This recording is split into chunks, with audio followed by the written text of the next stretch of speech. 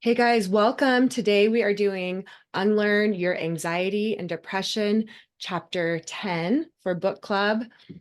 We're on May 20th.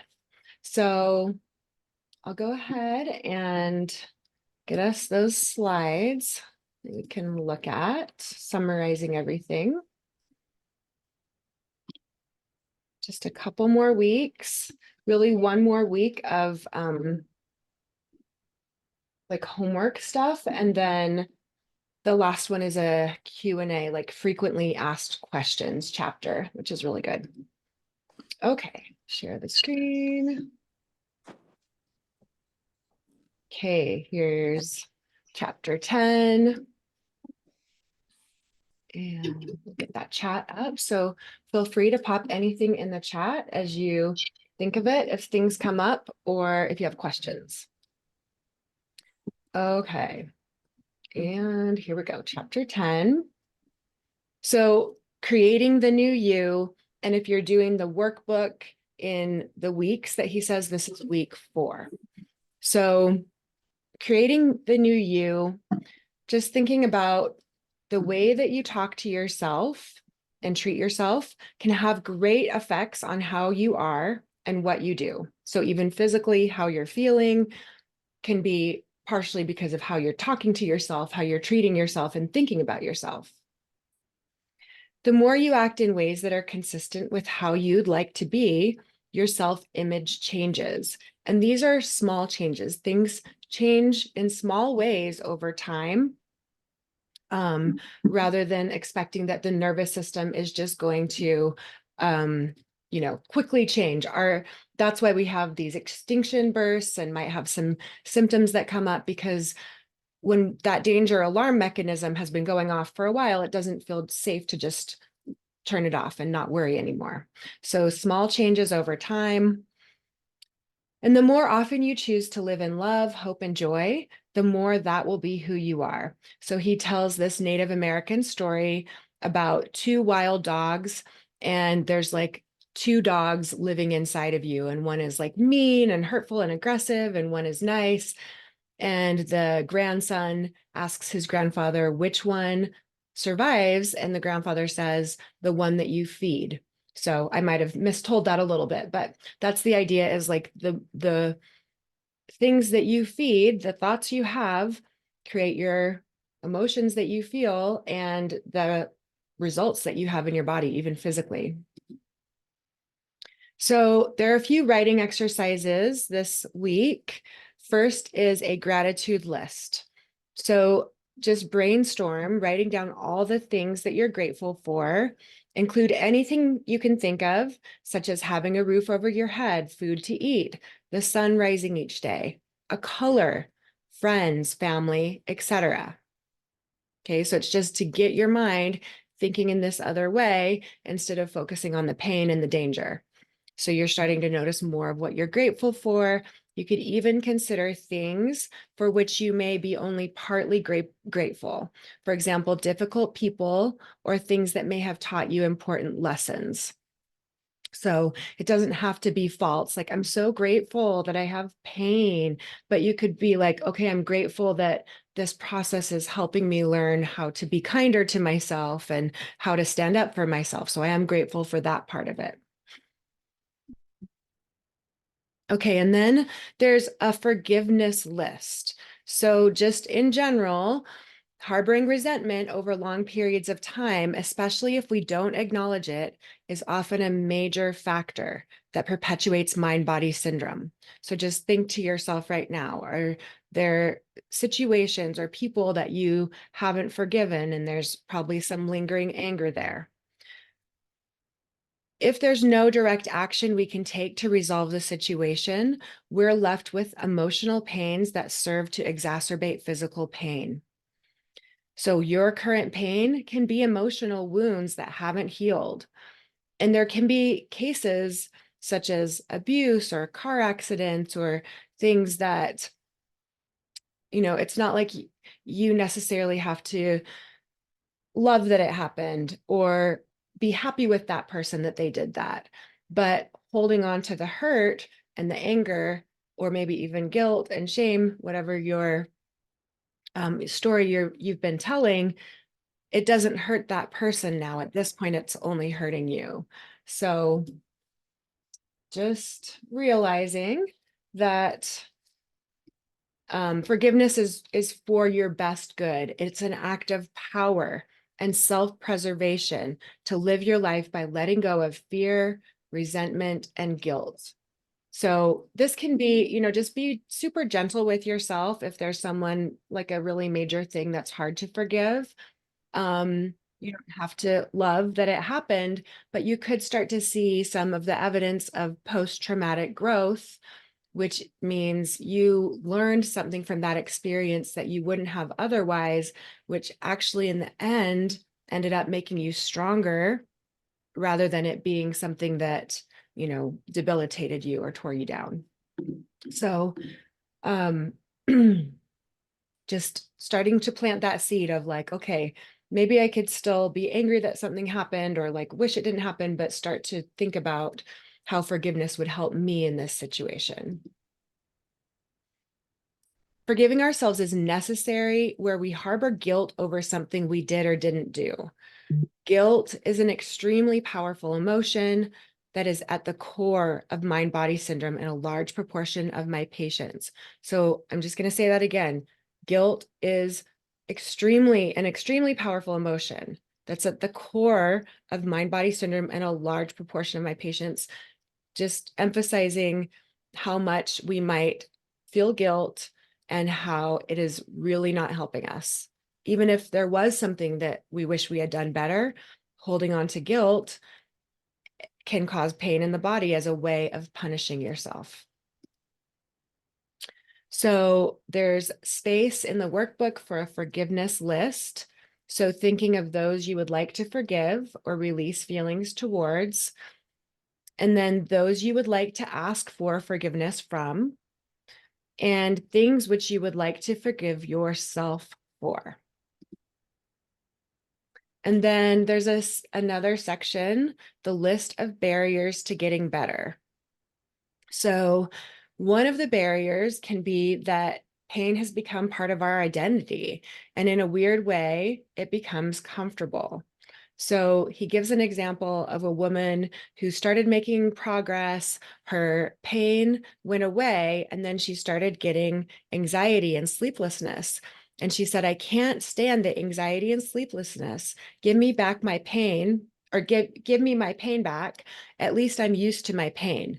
So even though it's uncomfortable, the mind gets used to certain things, and there's some sense of comfort in the predictability of it. So if you're living life where the only constant in life is your symptoms, then this can be kind of some cognitive dissonance. And one of the reasons that it is harder to get better, because in a sense, your whole identity is wrapped up in it. And so part of you is fighting to keep that. The subconscious mind can hang on to symptoms because these symptoms can help us avoid certain situations or get some things that we may need. So again, this is be so compassionate with yourself. This is not to guilt yourself or to say, oh, you're faking it to try to get out of doing stuff. But the fact is, a lot of times pain can come when we're not standing up for ourselves, and we might say, yeah, I want to do that when we don't want to. And then we have that, ick feeling, and then we end up with a headache, and then we don't have to do that thing.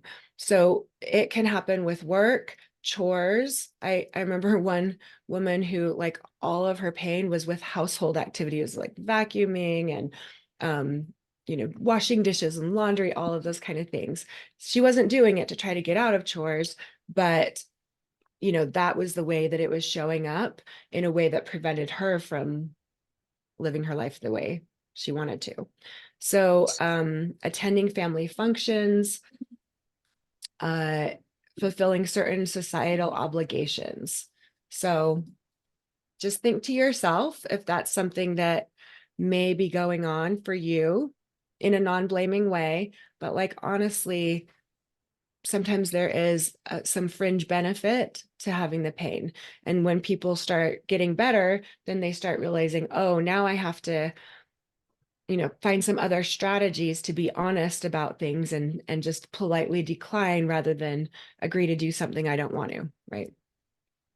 Or you could obtain sympathy or attention. He said there was one woman that said, I don't think my husband would pay attention to me if I didn't have the symptoms. Sometimes in childhood, that's the only way that kids got attention from their parents, was they were extra loving when they were sick or hurt.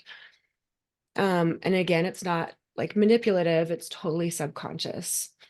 So we may feel that we're very strong or a martyr, right? There might be this kind of like, I don't need help, and this is my identity, to just be really strong and suffering, or involved in a lawsuit. I've seen that before, where, people have a reason to focus on their symptoms not getting better, and that can drag it out. Okay, that woman, not sure her husband would pay attention to her. If here's another one too. Sometimes we think that if we did get better, it would mean that we could have actually gotten better several years earlier. So this is kind of an interesting one. And sometimes people start to have that sweetness of things starting to go well, and then they start beating themselves up that, like, well, why didn't I know this sooner? And how come I didn't do this sooner? And like guilting themselves for it. So just be aware, everyone is likely to have some hidden barriers. So there's the writing exercises. He has sections where you do the gratitude, sections for forgiveness lists, sections for the barriers, and then you can kind of take the top 3 that you would free write about. Again, remember, several times throughout the book, he says you don't have to do every single exercise. Do more the ones that are calling to you. Don't stress about being perfect about it. And just try to be kind of more intuitive to see what's calling to you and what really doesn't feel like it feels necessary. But I would definitely recommend doing the gratitude, because we know there are actually like health benefits, increased immunity, and decreased like inflammation from having more gratitude. So do the gratitude exercise, I would recommend. And then here's what the forgiveness one would look like. And then the barriers. My mind may prefer to hang on to symptoms because blah, blah, blah, but this is why I choose to get better. And this is how I'm going to overcome this barrier. And I like how he says, my mind may prefer to, because it's like, again, it's not like I'm doing this purposely. It's like this subconscious part of my mind, this danger signal, may prefer to hang on to my symptoms, because then I don't have to go to this family event where I feel re-traumatized every time. And this is how I'm going to address it to overcome this barrier. And that might be, setting some boundaries with my family, only corresponding by email and not going to there in person, or, what it is, whatever it is. But it has to do with probably you standing up for yourself and really not putting others' needs above your own if it's going to deplete you, right? Okay, so then there's an exercise called being open to accepting of yourself. So I want you to you could do this right now. Think of a time and see how it feels when you're kind, open, and accepting of yourself. So maybe you could think of, a time you were really proud of something you did, or, something happened and you felt kind, open, and accepting. How do you feel at those times? Like actually feel in your body how that would feel. And then you can like ask yourself, how would you act towards yourself and others? So if you really imagine that you are feeling kind, open, and accepting, how do you act towards yourself? How do you act towards the people you come in contact with? So examples might be, I feel happy or I notice calmness. So list as many items as you can. When you wake up each morning, make a decision to be open and accepting of yourself that day. Allow that concept to sink into your heart and mind every day. Feel some of the feelings that you listed above each morning and remind yourself of them throughout the day. So this is part of the brain rewiring, is like purposely choosing to think different thoughts, feel different feelings. And no one's saying it's easy, especially when you're in a lot of discomfort and pain and hopelessness and worry, but it is like just slowly moving the needle. The more you practice, the easier it will get and the faster this stuff will change. So just try to remind yourself throughout the day to feel different feelings. And you can do that by thinking of different things, imagining different things. And then over time, it will tend to become the way you experience yourself and your life. So before I really knew about this work, I was really getting into coaching during my divorce, like being coached and listening to coaching podcasts. And I learned how critical I was of myself. I had not realized that. And I decided, this is one example, I decided to just start with not saying bad things about myself out loud anymore. So sometimes it would still come up in my head, but instead of saying like, "Oh, I'm so dumb. I can't believe I forgot that," I would just not say those things out loud. And then eventually I stopped thinking them as much either, right? Like maybe every once in a while something comes up, but I used to just have these, kind of thought loops that were just running subconsciously. And so you can take little steps to try to rewire those pathways. And then that'll be better than trying to change everything at once. Okay, then list the characteristics that you would like to emphasize in your life. So examples might include being more kind to yourself, more outgoing, calmer, happier, more assertive, or worrying less. And then there's a place to list the situations that are likely to be stressful over the next weeks or months. Examples might include certain conversations, meetings, frustrations, symptoms. I know like traveling can be a big one. And then the writing exercise is how the new you responds. From the list you have just created, choose a situation likely to be challenging. Write your role in the situation, controlling what you can as you imagine it. So we can't control how other people are going to act, but we can control how we react, or even better, visualize, prepare, think about ahead of time how you want to act, and then there's a greater chance that that will happen rather than just reacting.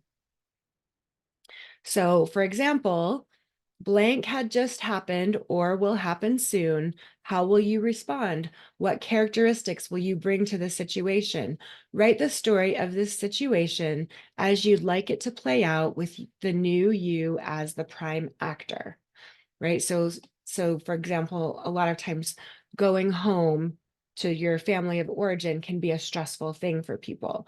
So maybe, for example, you say it as like, this is what I'm going to do. I'm going to, when my mom says these types of things that usually trigger me, I'm going to imagine, her saying it in a Mickey Mouse voice, or imagine it just like a protective shell around me and it bouncing off, or I'm going to just stay at a hotel and not stay with them, right? So you're going to plan it as you want to show up, right? And maybe you just choose not to go, or maybe you choose to go and react differently. But let those people be who they are. You're not going to change them anyway. And the other way I really like to do it is act as if it already happened. So you could write it like, "Oh, I just finished this conversation. It went so much better than I thought it would. This is how I asked," or "This is what I said," and so you could say it as if you've already done it. And that feeling that you feel, "Oh, I feel so relieved. I stayed so calm." Okay. And then meditation for week 4, the new you. So take the time to visualize each of these images. Picture being open and accepting of yourself. We kind of did that a minute ago, but how does that feel? Actually feel in your body, how your chest feels, how your stomach feels, how your face feels. How do you feel? How would you react to others? How would you react to events and situations? You could ask yourself, what characteristics would I like to have? What kind of person would I like to be? And sometimes I even think of an actress from a movie or someone from a book that I like. And I'd be like, how would they do it? Someone who's really confident. How do they tell their boss, no, I'm not going to work 80 hours a week when you're only paying me for 40? Like how would they say it? And you could do it like a method actor. So picture yourself doing activity without any pain or dysfunction, completing this activity or task easily and effortlessly. Picture yourself being healthier, stronger, more able to do these things. Picture the new you as being happier, kinder, and more loving and forgiving to yourself and to others. And picture yourself being grateful for the things you have in your life. Think about the things you'd like to do in the future. Picture yourself overcoming any barriers to doing them. Picture yourself being healthier, stronger, and more able to do these things. Picture the new you as being happier, kinder, and more loving and forgiving to yourself and to others.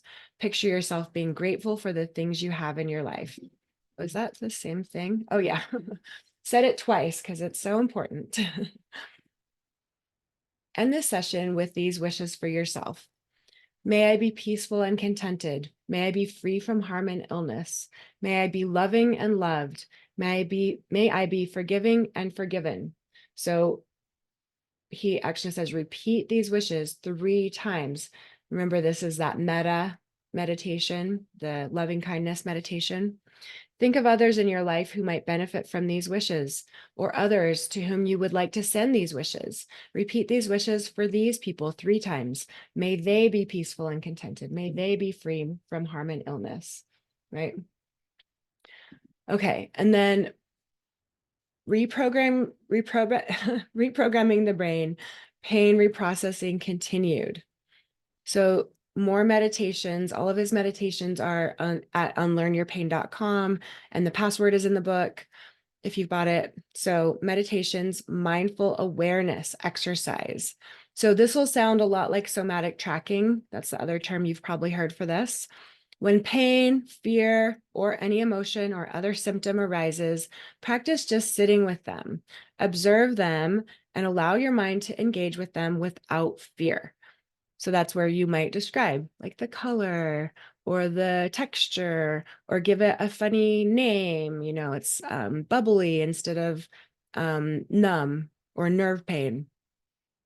Label them as sensations rather than pain, anxiety, or other symptoms. Play with the symptoms, like imagine putting a different color on it or glitter, sparkles, putting sparkles on it. And then as you let negative feelings go, focus on letting go of self-blame and lack of self-worth. So again, all of these ways that we treat ourselves and think about ourselves come into play with these emotions. You are a living being on this earth, and you deserve to be here, to be full of life, and to be grateful for what you have. Stop focusing on the pain and focus on loving yourself and loving others. Accept your whole self, all of your goodness, and all of your flaws.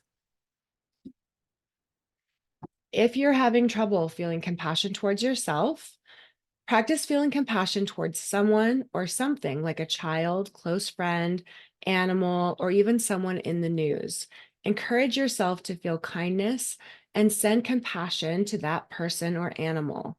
Then extend that same compassion to yourself as a child or when you were under stress. Another way to leave pain behind is focus on the positive things in your life and connect your brain and its neural pathways to them. The more you do that, the more you're training your brain to activate positive pathways.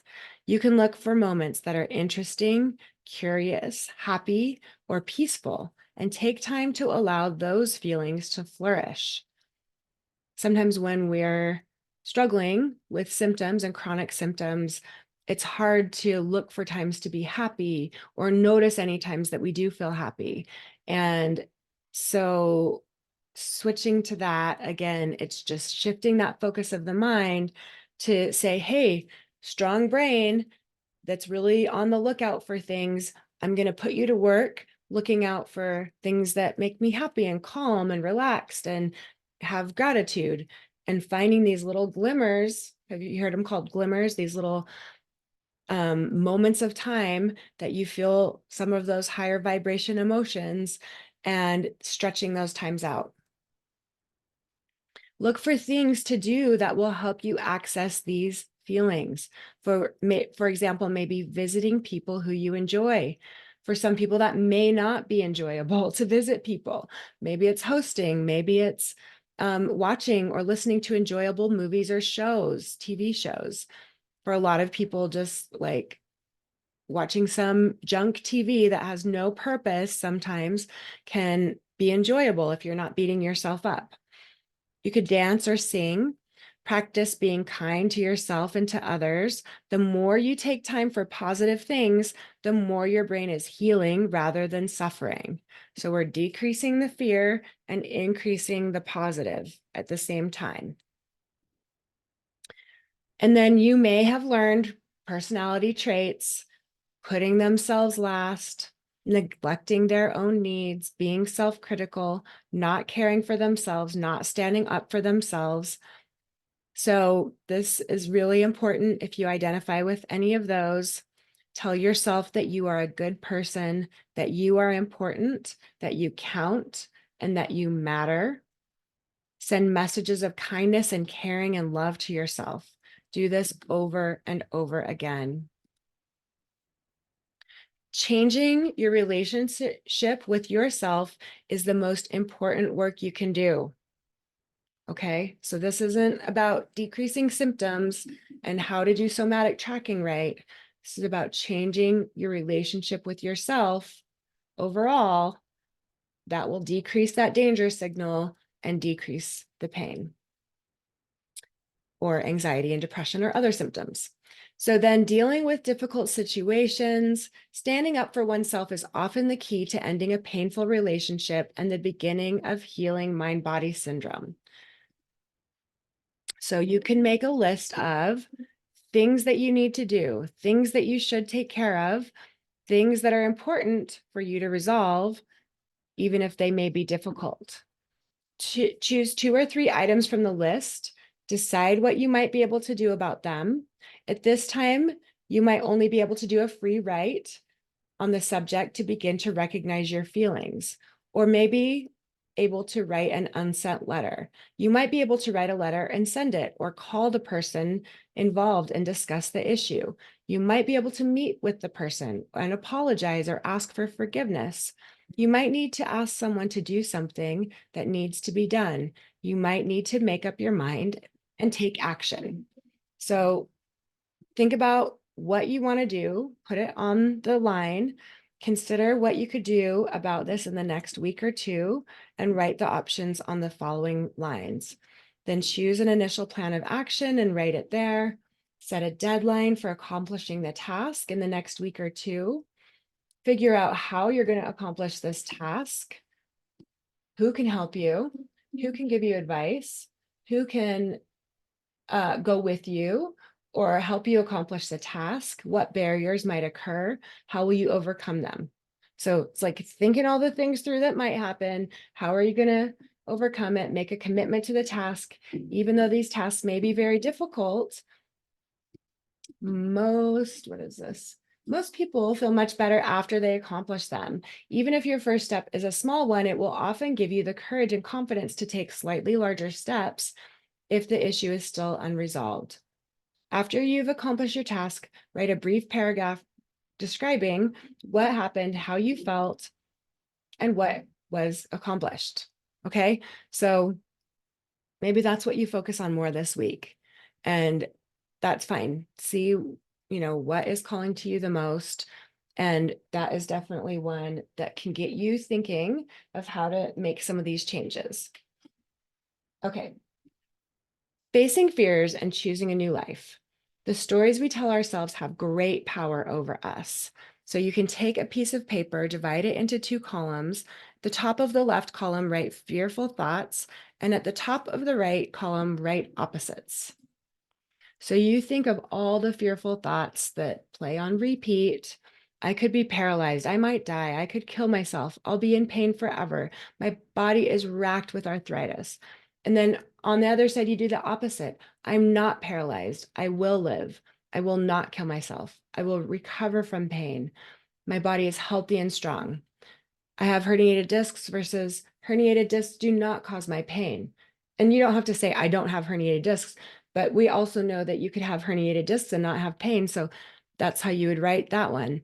I hate myself. I can love myself. You don't have to say, I do love myself, but it's possible. I'm learning to love myself. I don't deserve to be pain-free. I deserve to be pain-free. My body is damaged beyond repair. My body can heal. I will never be happy. I can and will be happy. Or it's possible that I could be happy. At the bottom of the page, write something like this. I can choose what I believe. I can choose not to live in fear. Fear will arise, but I can handle it, even though it's uncomfortable. As I face and tolerate fear, it makes me stronger because I can handle it. I choose life for myself. I will not fear having fear, so I can be free. Then cut your paper in half or rip it, shred or tear or otherwise destroy the column on your left. Or burn. So you could smile and laugh at those fearful thoughts as you're destroying them. You can do this same exercise on your phone, tablet, or computer, erasing the fearful thoughts and saving the thoughts that affirm you.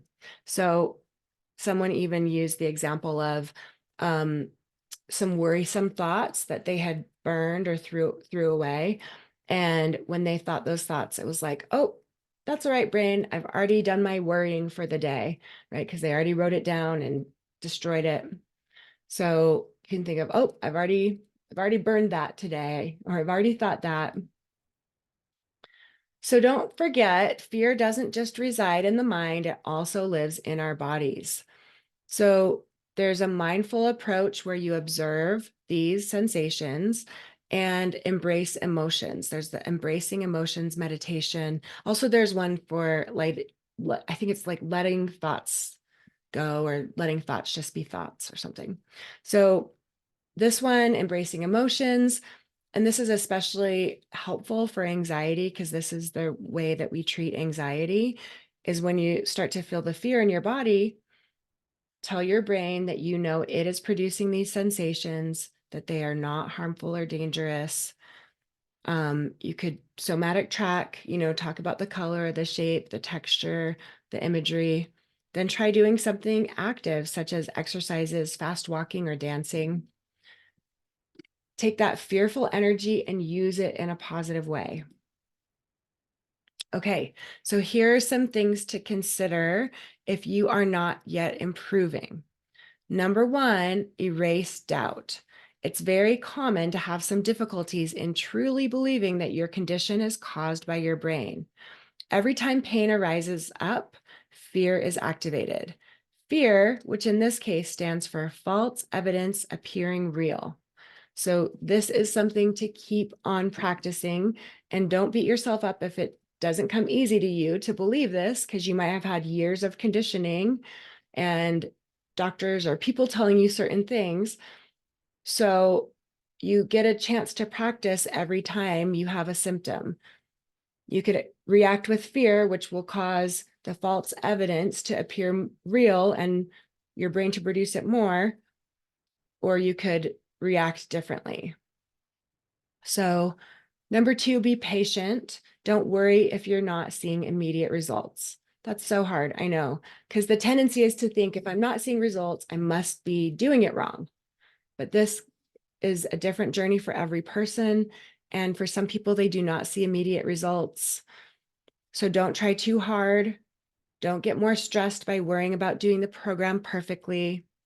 Sometimes we've given ourselves a time limit where we think, oh, I've got to get better so that I can work, so I can make money, and it's very stressful.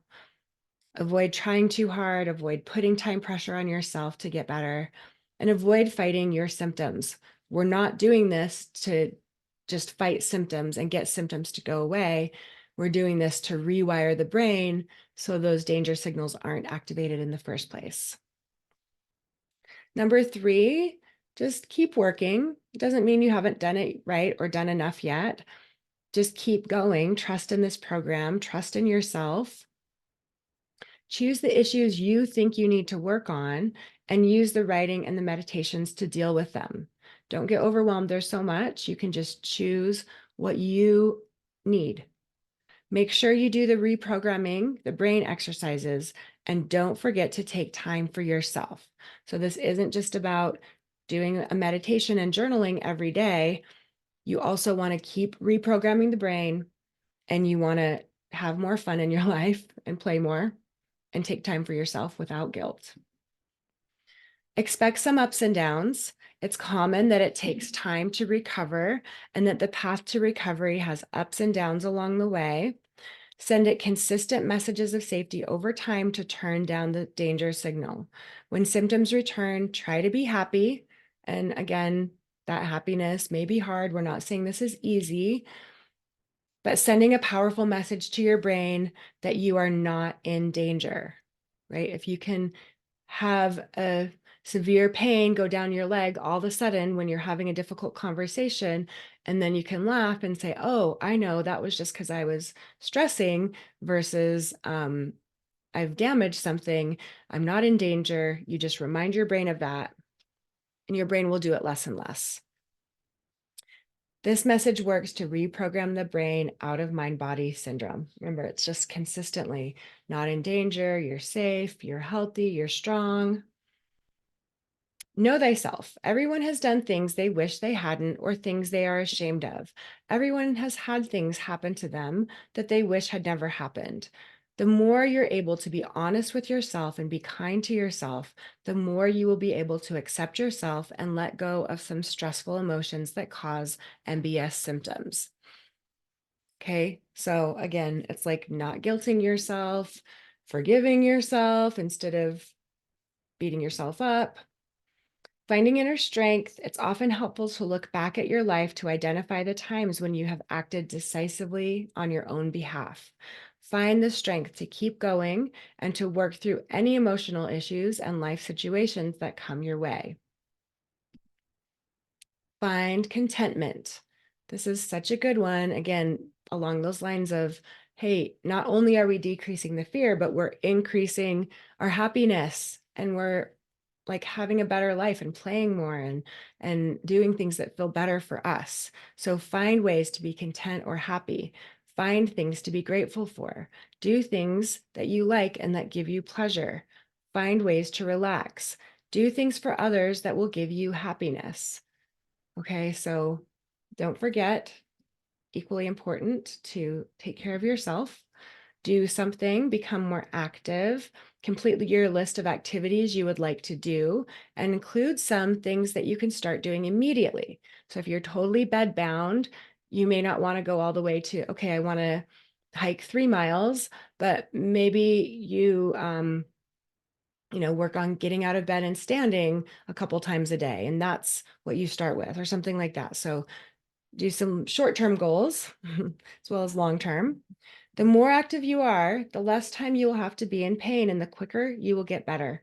So have you heard the motion is the lotion?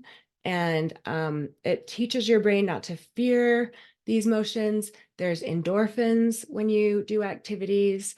So doing something is so, so important. You can do graded exposure if there's a lot of fear with it. And then writing exercise, write your life story in a new way. First, write a synopsis or short version of the old story where you emphasize the negative things that have happened, how you tend to be limited by this view of yourself like a victim. Keep this short, don't dwell on it. So don't go into a ton of detail about how horrible everything has been. Short synopsis is fine. Now write a new story for yourself. Take the facts about things that have occurred, but try to put a new twist on them. What you have learned from them and how you have or will overcome them. Emphasize the positive things that have happened and your positive reactions. Emphasize your success and the things you have accomplished. This is an opportunity to view yourself as a hero. So get creative with this. You can rewrite memories. Do you remember there's that section he had about revising your memories? So you can rewrite this. You can be the hero. Look at what you've done. Look at what you've survived. Last thoughts. How we view stress is critical in determining how it affects us. People who feel that stress is harmful to their health are more likely to develop physical illnesses. Okay, so I know we talk about decreasing stress a lot, but we also don't want to have a view of stress that like we have to avoid it at all costs, because some stress is actually normal in life and can be healthy. And the more that we're fearing having stress, the more we'll actually create those symptoms. So significant life difficulties can lead to an overall improvement in life for some people. That's that post-traumatic growth. So the more you can start to see yourself as a hero that has this growth, that has this development and new strength you wouldn't have had if you didn't go through that, then the less stress you'll feel about it. Studies have shown that people who are ready for improvements as well as for setbacks do better in the long run. So if you're expecting that it's always going to go well, then you will take even longer than someone who realizes there'll be some ups and downs, and that's normal. So those who assume that everything will be easy often have trouble adjusting to setbacks. It can take a great deal of work to develop the necessary amounts of compassion for yourself and the courage to take control over the symptom and to leave fear behind. So, compassion for yourself. Please be kind to yourself. I realize that my mind will produce symptoms at times when I am stressed. Sometimes I don't even know what's causing the symptom or what I'm stressed about. Do you guys have this? Sometimes at first we're like, I wasn't stressed about anything and I still had a symptom. What's going on? It doesn't matter if you know or not. You can just tell yourself, I'm an MBS type of person and I get MBS. I can't allow that fact to bother me or ruin my life. It's a part of my life and the symptoms will come and they will go. And the more you can really believe that, the less your symptoms stick around. One of the best ways to overcome MBS is to devote yourself to something that leads to a state of flow. So deeply engaging in work, hobbies, relationships, sports, or other activities. There are benefits of play. When you engage in activities that are simply fun, you engage a part of your brain that turns off pain and other MBS symptoms. Okay, so again, it's not just fighting the symptoms, trying to control the symptoms. It's like ignoring the symptoms and focusing on other parts of your brain that when we focus on them will decrease the symptoms. Okay, that is it. That's it for our slides. And we still have a bit of time. So what is on your guys' mind? Do you have any questions, any comments? How's the workbook going for you? You can put anything in the chat or raise your hand or unmute.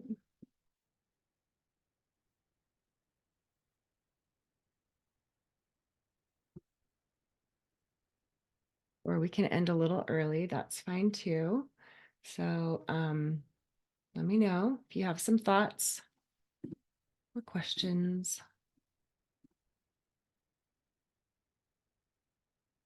Pretty self-explanatory chapter. It just has kind of a lot of components. So just a reminder to go easy on yourself. I was suddenly very tired when we covered the info about a new life. Oh, interesting, right? I'll get to you just in a sec, Jennifer. Yeah, I love noticing little things like that. oh, I got this shoulder pain right when we were talking about Thanksgiving dinner plans. Oh, we're talking about a new life, suddenly very tired. That's just that freeze response. That's that nervous system's response of like, hey, that sounds like it's going to take a lot of energy for our brain to change that. So let's just have this symptom instead, and we won't have to change that. So interesting. All right, Jennifer, hi. Hi. Um, I guess my question has to do with as we're identifying traumas, working through some of these expressive writings, Mhm, um, if we start having nightmares, um, it definitely isn't something that I want to deal with. mhm, Um, but how do you deal with that? Have you had mhm. other folks that have had that trouble? Yeah, yeah, definitely things that happen in the night are that's the time when our subconscious is more active. And so it could be waking up at night, it could be pain at night, it could be nightmares. And um is that something that you've had or you're just concerned about having? Actually had. Okay, yeah. So in the Q&A section in the last part of the book, Dr. Schubiner talks about what to do when there's night pain or pain first thing in the morning, and it would apply to insomnia and nightmares too. So Okay. if you're waking up because there's some kind of symptom or nightmare, um, it's it's just all about again kind of sending those messages of safety, um, not worrying about like if you're starting to worry about, oh, I'm not going to get enough sleep and then tomorrow's going to be horrible, like reminding yourself that it's going to be okay. So send those messages of safety, but then also you can go through the night before. He suggests writing down anything that might be on your mind Mhm. and list it all out. And on the second column, say, I don't need to worry about this tonight. I don't need to worry about this tonight. I don't need to worry about this tonight. Because definitely nightmares or pain or all these things can start to be that predictive coding, right? And so then we're like, oh no, I did some emotional work today. I'm probably going to have a nightmare. And then Right. we can set ourselves up for it. And that's very fearful. And then that's more likely to happen.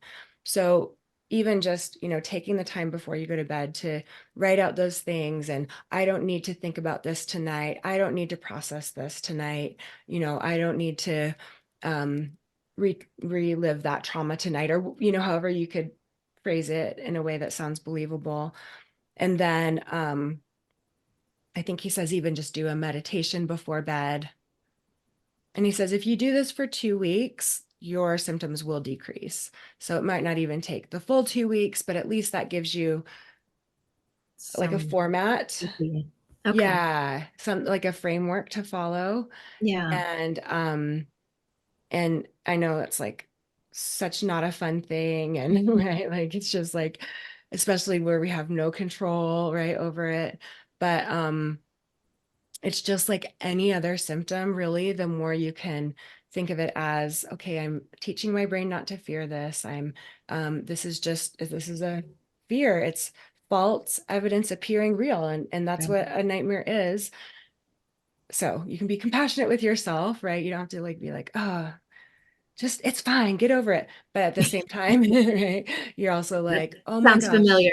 Yeah, yeah, right. Yeah. So it's like, oh, this must be so scary. Oh, poor little brain, poor nervous system. Okay, we got this. And some people are even able to, when they become aware that they're dreaming, like maybe they call it lucid dreaming, where you can start to like change the dream because you start to become aware like, oh, this is a dream, this is this nightmare that I have every night.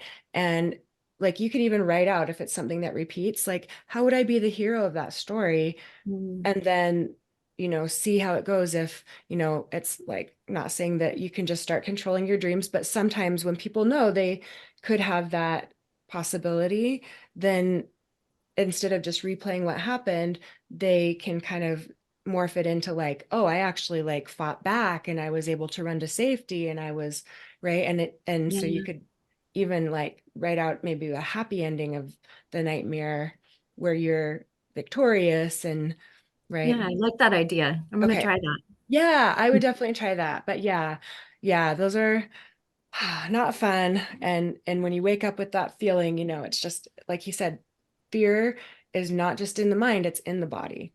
Right. But when like, okay, this is probably just how you'd say one of those extinction bursts or one of those symptoms that's like gonna come and go. Hmm. It's Thank you. temporary. Yeah, thank you. Good question. Alexis. Hey. Hey.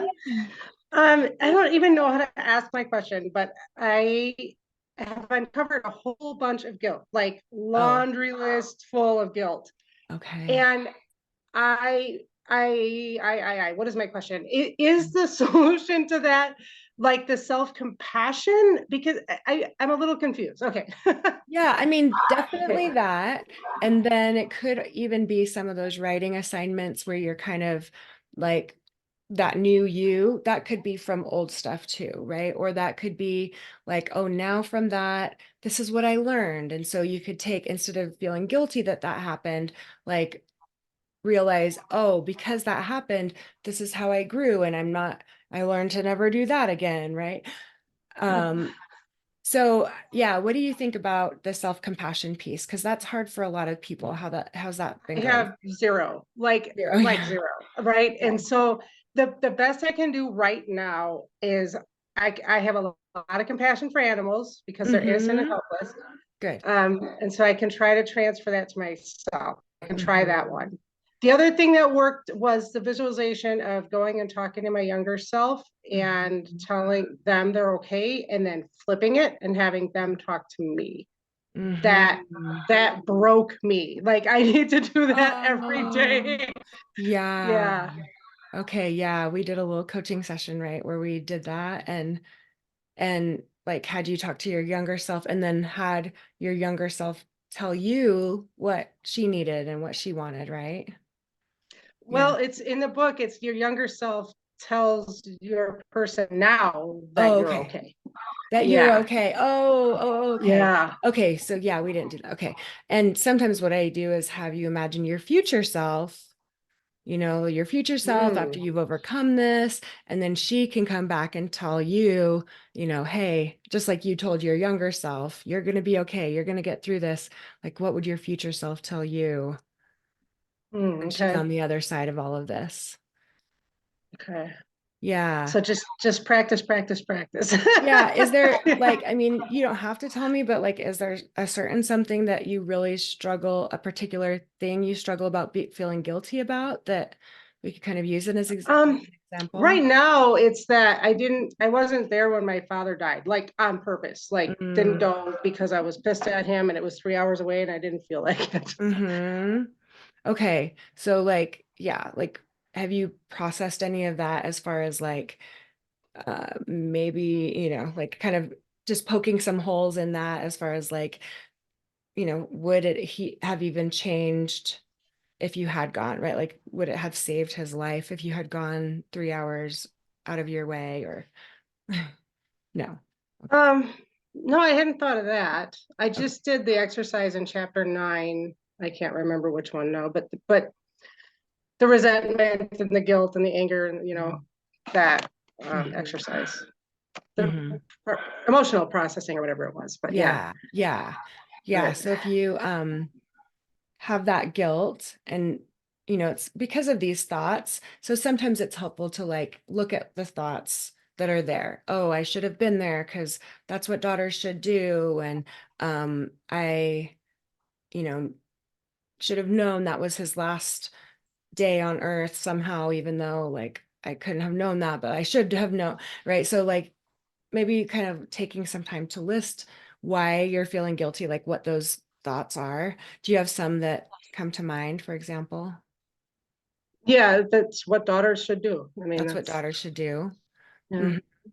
And can you see how that's not true? Like it's a painful thought to think that. No, That's what daughters should do. But, do daughters always do that? I mean, is that I don't know. Probably not.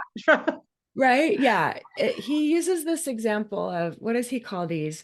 Unwritten rules that we have for ourselves that are very like Mm, perfectionistic. We're like, I should always be a nice person and I should never let anyone down.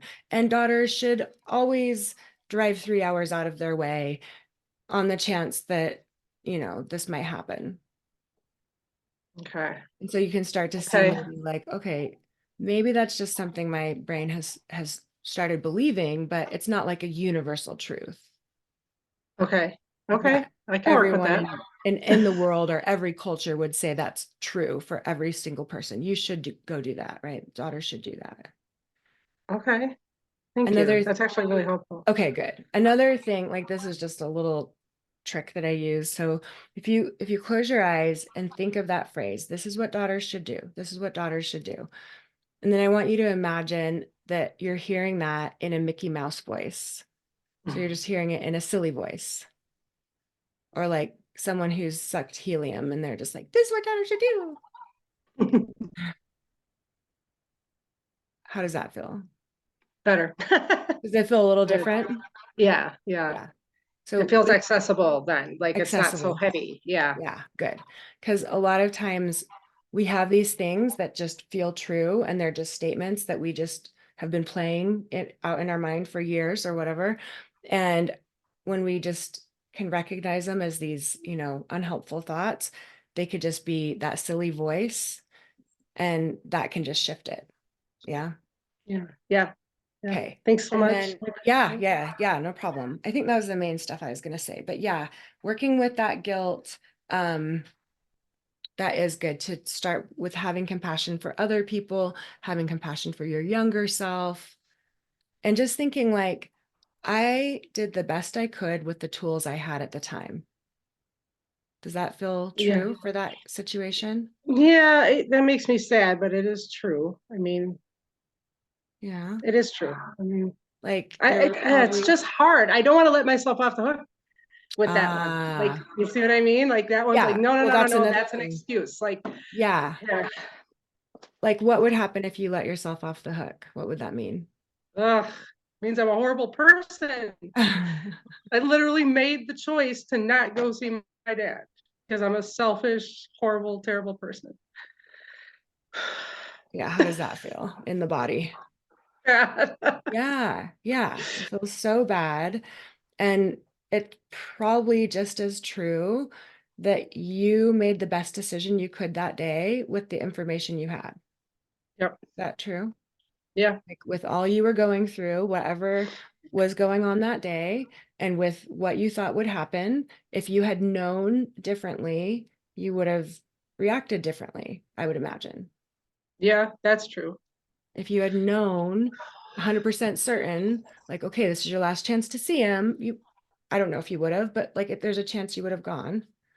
But I'm guessing just like you didn't have a crystal ball, you didn't know the future, you didn't have access to that knowledge, but yet you're beating yourself up for it as if you should have known that. Yeah, you're right. Yeah. Okay. Okay. Thanks. Thanks. You're welcome. Okay. I'm just going to go to the chat. I know we're at time, but is there a way you distinguish the difference between fear or troubleshooting solutions to real issues? Um, a lot of times I would say learn what fear feels like in your body. And then when you're thinking of an issue and you're having that intensity and you're having that shutdown, do something to get a little clearer minded. And then you can troubleshoot the real issues. Because chances are, if you're troubleshooting the real issues from a place of fear, you're just amplifying the fear. So there might be exceptions where you're like in an emergency situation and you actually have to run for your life, right? Or you have to like get out of a dangerous situation. But most of the time when we have these fight or flight or freeze responses, there's nothing fearful going on, but we're making problems in our brain. And especially with anxiety, it is so common to think, okay, I am just thinking of all the options. I'm just, preparing. I'm just getting really in control of the situation.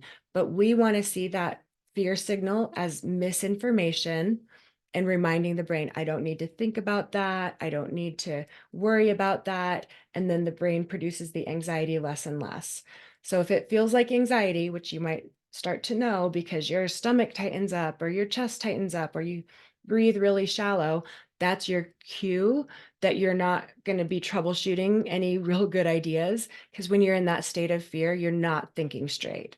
So that's your clue to like, okay, get calmer, maybe get a good night's sleep, and then we troubleshoot those ideas, right? But if you run to you run to Google and you're, typing out all these things, what does this mean? What is this pain? Like you're not troubleshooting ideas, you're catastrophizing, right? So you want to just be careful with that.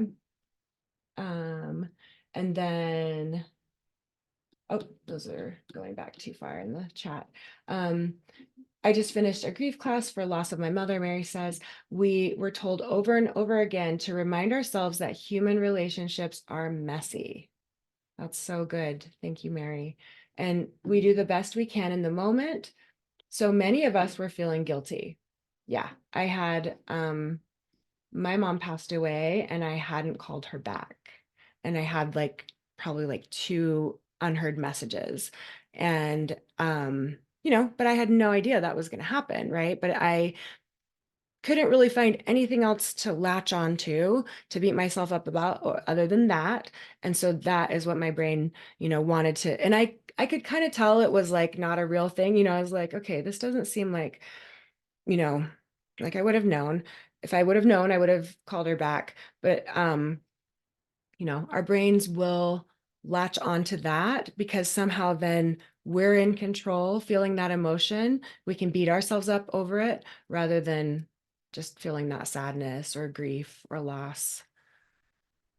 That's maybe less comfortable to feel or less feels less in our control. So yeah, all right.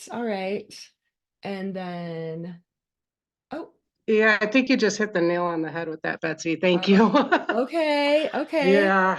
What was that Ugh. last part that I said that You resonated? said that if I can beat myself up and feel guilty, I don't have to deal with losing my dad. I don't. Yes. That's what it Right? is. That's the Yeah. nail. Yep. Okay. Oh, Thanks. good. Right? Yeah. So now that you know that and you hear that voice saying, you should have done this, a good daughter would have done this, you can just be like, oh, wait, that is just one of those barriers. It's a barrier to me getting better because my mind wants to loop onto that rather than just accepting that there's grief and that lives are messy. I like that. Yeah. For sure. Okay. Good stuff, you guys. Thanks so much. We will meet next week for chapter 11. And yeah, thank you guys. Thanks for joining and listening to the replays, and we'll see you next week. Bye-bye.